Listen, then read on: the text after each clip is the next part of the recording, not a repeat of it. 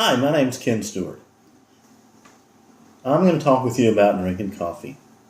I'm not a coffee expert, but coffee is something I've come to enjoy. Maybe some of the things that I'll talk about may help you as you decide what coffee you want to drink. The first thing you're going to notice about your coffee is the aroma. Growing up in the U.S., I came to learn late in life that really the coffee I grew up drinking didn't have much flavor. It had great aroma, or at least I thought it was great, and then it was a caffeine kick. Good coffee should be flavorful. Now what I have here is a Maytama Castillo. And I don't know if you can see this, but if you look, you can see it's translucent somewhat. It's not inky black, which is kind of the way that I thought coffee was supposed to be. But instead, you can really see about a third of the way down the cup. And here's why. Again, not a coffee expert, this is what I've kind of learned. If your coffee is roasted so dark, it's not to enhance the flavor. They're really pretty much trying to hide some imperfection in the bean. Again, not an expert on coffee. This is just what I've seen. So anytime I order a good cup of coffee, I always go for a medium roast. And that's what I've been told when they have those big competitions where they evaluate coffees for the very high end. They're roasted at the medium roast level. So, I like my coffee hot, but not scalding.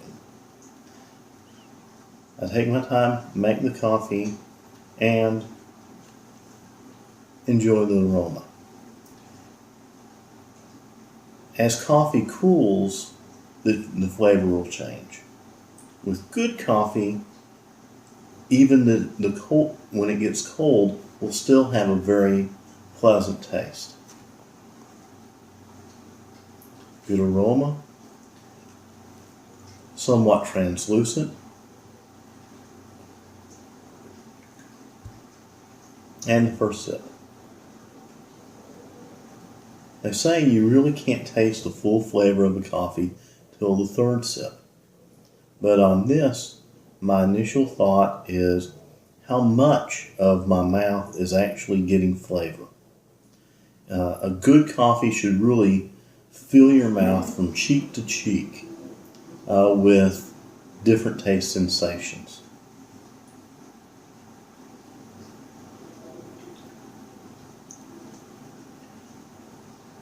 With this coffee, it has just a hint of floral with kind of a mild, just the slightest hint of perfume. Again, I'm not someone who's trained in how to talk about such things, but I do think that I'm someone who can appreciate good coffee.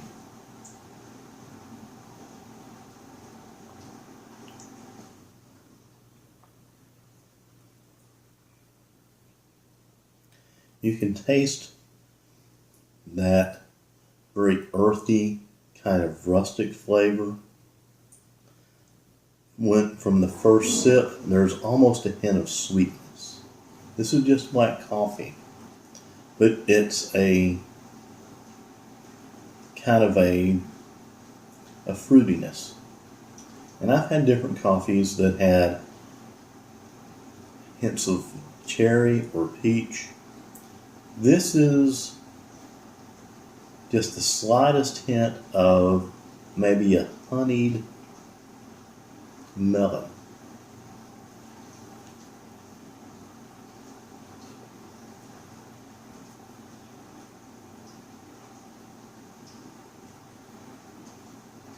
One thing I've noticed with good coffee, I actually drink it slower.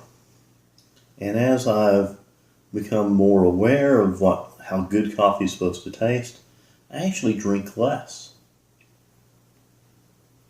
And I think it has something to do with being satisfied.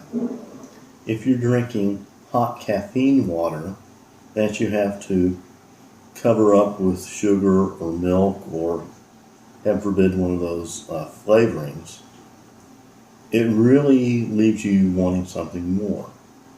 A good coffee, really is should not take that much to make you feel like I've had all the coffee I need for the day.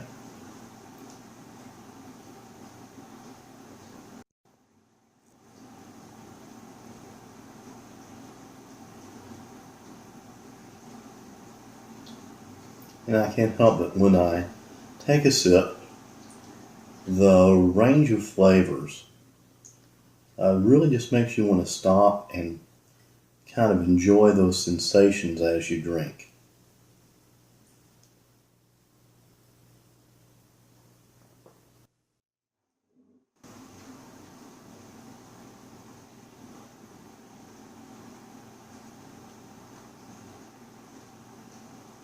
And a lot of people use a little cookie or something to help cleanse the palate between sips of coffee. And I can understand why. Because you do want to get the full flavor of the coffee that you're drinking.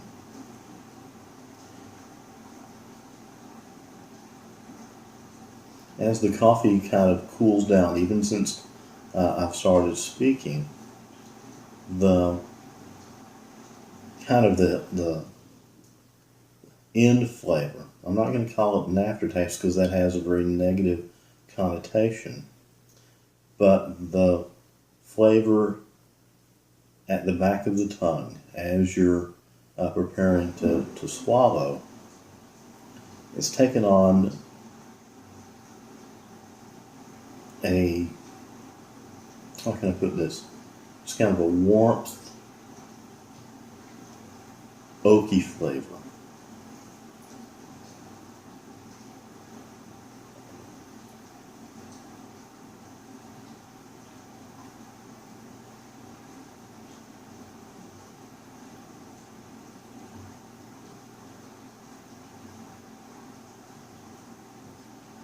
Now, good coffee,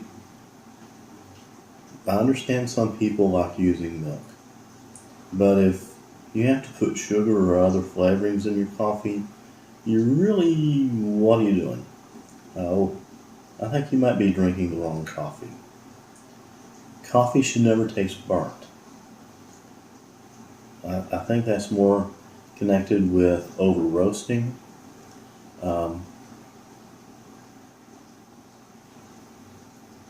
And I can't help but notice that as I've been drinking the coffee, the pacing of my speech has slowed down somewhat. And certain coffees have what's really kind of a psychotropic effect. You think of caffeine being a stimulant, but certain coffees do have more of a mellowing effect on you as you drink it. And I think this one most certainly does.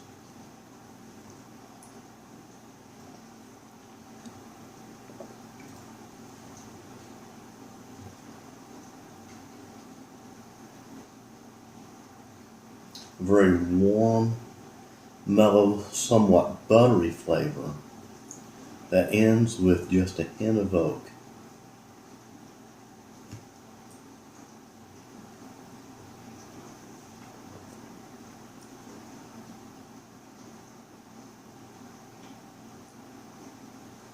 The coffee is really pretty much lukewarm at this point, but it's incredibly tasty.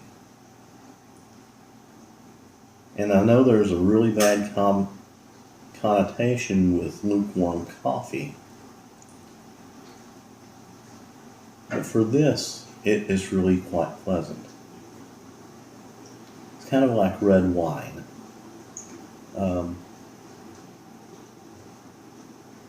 That has been given an opportunity to breathe. And if it was stored in a cellar that was too cold, letting it breathe and come to about 62 degrees really starts releasing more of those flavors. Or English beer.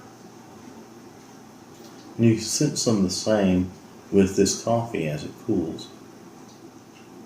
I don't know which of the oils are being extracted or have that effect, but the flavor definitely changes.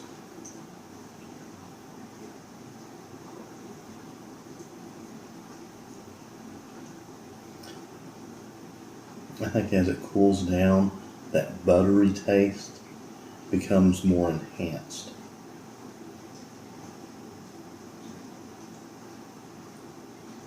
I didn't show you all this, but good coffee, those flavors are being transported via the oils. Transported is not the word I should be using, but y'all get the idea. And good coffee should have just a little bit of those oils on top. I don't know, when we looked at the coffee before, I'm not sure if y'all saw that.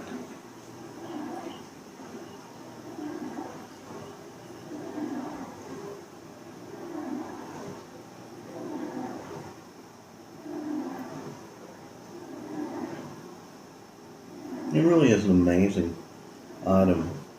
Just the complexity of the flavors,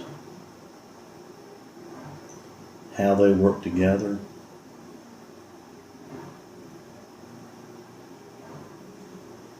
And all of them very enjoyable. I know I keep using comparisons to beer or wine, but sipping on a good cup of coffee is, in a lot of ways, very similar to good scotch.